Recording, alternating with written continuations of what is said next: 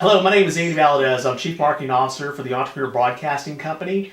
And today we have a special guest that we're going to chat with by the name of Seidel Standing Elk. He is a K through 12 educator, an artist. He's also been a film actor. So, Seidel, thank you for being available today for this chat. Yes, thank you very much. We also mentioned we do have Margie Small on another conference call here. She's the one that introduced us to Seidel. And we've had an opportunity to review a lot of his artwork. But before we get into what he's all about in the art world, Seidel, give us a little bit about your background, your heritage, and ultimately how you got involved doing what you do with acrylic painting and so forth. Okay, yeah. Actually, well, I consider myself as a traditional and contemporary artist, and so basically that's my first passion there. And I'm an educator, and I really love teaching kids, and I think it's just fascinating. And so when I walk into a classroom, that's kind of like my classroom because I get lost in that world, and that's how much I really love teaching children. But also, really love art. That's my first love because that's the first thing that start making me understand everything else out in the world there, or try to. Excellent. Now, you were chatting earlier about some of your work in film. Or you gave me a quick list of the different projects you've been involved in. Can you tell us a bit about that? Yes, I was able to work on one film called Return to Lonesome Dove. It was in 1992, and had a chance to work for the very first time, and I was really encouraged by my friends to audition and everything like that way. So I won an audition, and I got a partner because I guess the more you know, the better chances you have, I guess, or things like that with me. So I knew sign language, I knew my language, I knew a lot of morals and things like that way. So, and ride horses and the whole bit. So it gave me an edge, I guess. So I got a part which which started the whole thing, and I was able to work in Last of the Dogma in 1994. And same thing there, was about Shine People. So I guess I was able to catch a part in that movie just as well. Well, excellent. Again, we have Margie Small on the line. She's the founder of Nobby Brown Productions. And so through communications, there's been an opportunity for you to work on a couple of paintings. One called The Spirit of the Earth, which was an honor to Star Weed, Elder Shoshone, POW, World War II veteran, and also Wild Horses. So, Margie, can you say hello real quick just so we can acknowledge that you're here? Greetings to everybody. Yes, hello, Margie. Very good. Very good. So we're going to have an opportunity to put those paintings in this video as we're talking about them. But can you go ahead and I guess to start with Spirit of the Earth. Tell us a bit about how you developed that particular one. And again, we'll put it on screen so people can actually see it. Okay, yeah, Spirit of the Earth. I was able to gather some information that Margie had sent me and everything like that way about the elder. So right then and there, I started imaging things through my mind and things like that way. Then I was able to gather information, and I sort of done a piece like that before, and where I gathered material because it was a mixed media. I used beads, sinew, and things like that way. And I needed. I think Margie mentioned that she liked a lot of color in there. So, and I like color myself, and so it kind of went forth from there. And he was a chief, so I had to make a chief's head. But this one, I wanted to really come from me to really make it specifically the one of a kind in the whole world. So I really put a lot of creativity in it to try to express what they were looking for, like honor, and then at the same time being peaceful, and at the same time bring some proudness in there, and then show a little reflection too of that he did accomplish quite a bit through his lifetime. So all those things I had to kind of work with to try to express that in that painting. So there's where it came about. Excellent. Now, let's talk about the Wild Horses. There's a concert rally that also Margie's involved with, basically to raise awareness and to help prevent horse slaughter in the U.S. But ultimately, she commissioned you to do a painting that kind of exemplified that. Can you tell us a bit about that rendering? Again, we'll put that painting in the video as well for people to look at while you're talking about Yes. Yes. Yeah, that one too. I wanted to express, the horses still being wild, and their free spirit is there and everything like that way. And I want to show the Indianness with the different colors. I kind of had to go with the colors that the Cheyennes use when they do beadwork.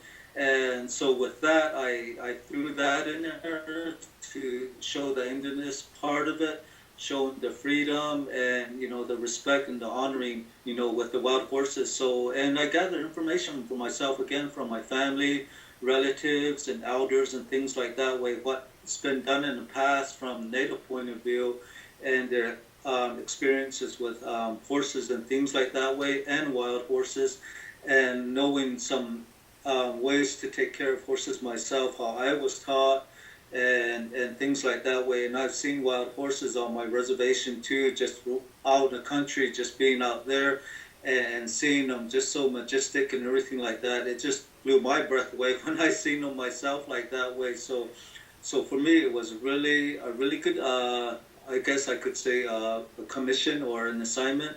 And so with that, I want to express that. And then plus Margie gave me what she wanted the background to be, so I put the background on there, and so rest I kind of created and put it together myself.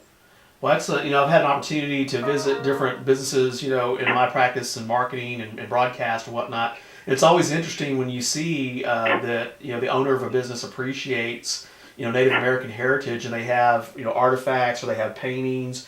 Ultimately, you mentioned that you work with acrylics. What style? When we were talking about what are the different sizes of paintings, and ultimately how do people approach you to commission a project? What's that process like, and ultimately what's your sweet spot? What are the types of paintings that you like to do, and the sizes and those kinds of things? Yeah, the sizes I would really prefer would be, if I had it my way, I would like to do a 6 foot by 6 foot painting. I like working large like that because I think I was influenced from the 70s where posters and everything like that when I was growing up was all large, so I thought it was all normal like that way, and I got influenced that way, and ever since I've been working with large canvases and things like that way. And today I can really make that connection strongly, because when I'm working on a big piece like that, it feels like I can just walk right into my art and just be alive with it. So I think it makes me more of that connection, making whatever kind of art I'm doing, it comes alive before me, and I think that's just fascinating and interesting. So we didn't go over. You are Cheyenne, is that correct?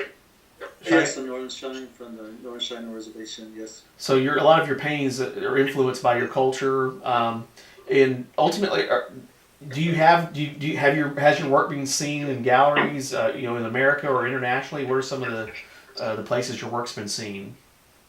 Yes, some was collected at a museum in Germany, and there's some in France, and some in South America, here in America, and some in Canada. So those are all the countries I was able to travel to, and it was really fascinating because my art's the thing that got me to those places. So I was really fortunate enough to go into these places, and so my art got me there, which was really cool. Well, what's some of the feedback you've heard from some of the people from other countries and even in the U.S. about your work?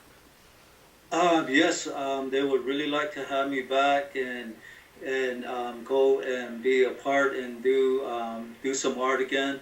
And most of these places, some of these places I did demos right there, so they really like that. And it's been some years now, so it's, I was kind of planning to go back to Germany, see if I can do another demo over there too, and other places like that way too.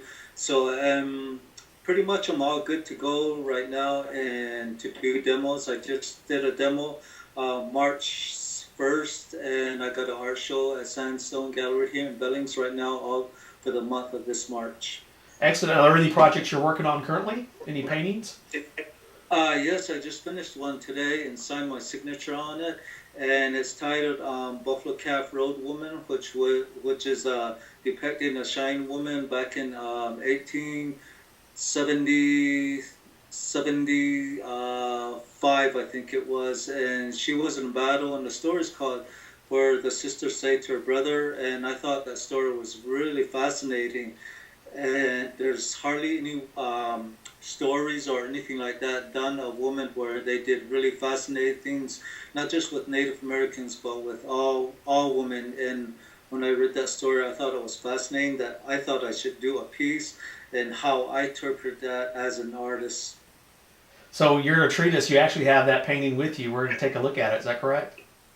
Yes, yes, you'll be able to take a look at the original that I just finished on that. Yes. Well, let's go ahead and take a look. Okay, yeah, it's a Cheyenne woman. She's she to me she risked her own life to save her own brother. So for me, it was like falling from the sky through some clouds, and she's holding a shield, and while she's holding that shield represents protection, and she eagle on one hand as she's falling from the sky, coming back down to earth, and here's a copy of it.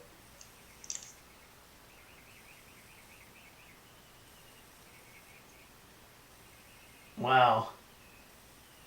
That's beautiful. Thank you. I love that feather. Thanks. Thank you. And again, that's Buffalo Calf Road Woman is the title for that painting. Yes. And you just finished it today. Yes.